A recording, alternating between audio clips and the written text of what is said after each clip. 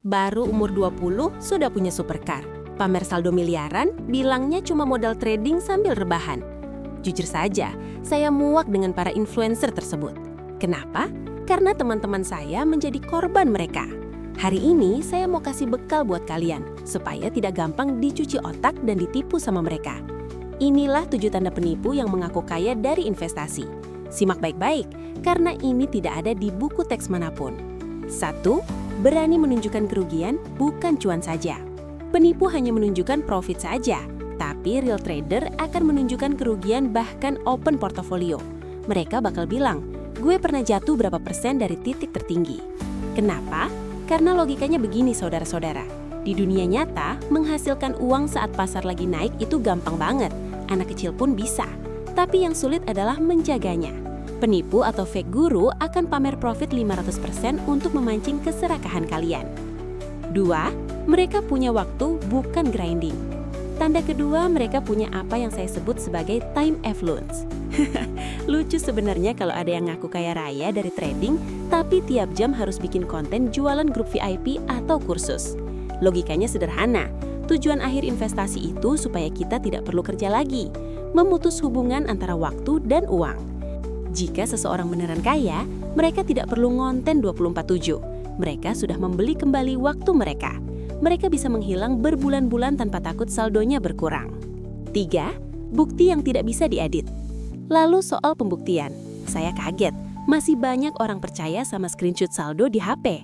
Tolong ya, kalian jangan polos-polos banget. Itu bisa diedit pakai aplikasi cuma dalam 10 detik.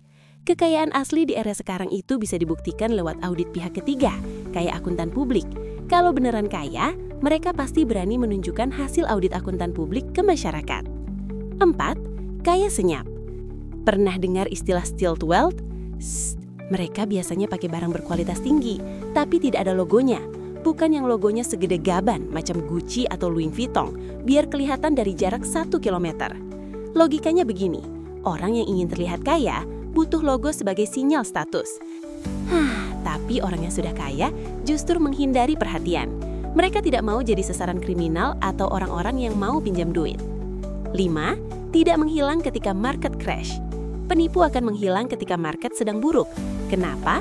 Karena hampir semua setiap member akan menanyakan solusi kepada gurunya ketika market crash. Sedangkan gurunya cuma penipu yang tidak mempunyai kemampuan untuk memberikan solusi.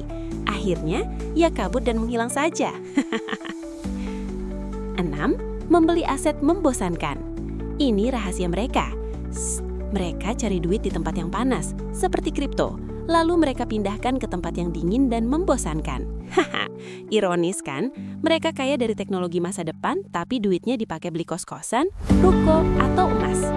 Logikanya, pasar itu dinamis, bisa mengambil kembali apa yang diberikan. Jadi mereka mengunci gaya hidup dengan aset yang menghasilkan sewa atau dividen tetap, biar tidurnya nyenyak.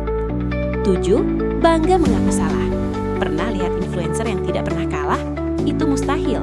Trader paling hebat di dunia pun sering salah. Kenapa? Karena bedanya mereka berani buka jurnal mereka dan bilang, gue salah di sini dan gue belajar. Hanya penipu yang mengaku punya win rate 90-100%. Dalam dunia nyata, kalian cuma perlu benar 51% untuk jadi miliarder. Asalkan saat kalian salah, kalian tidak sampai bangkrut.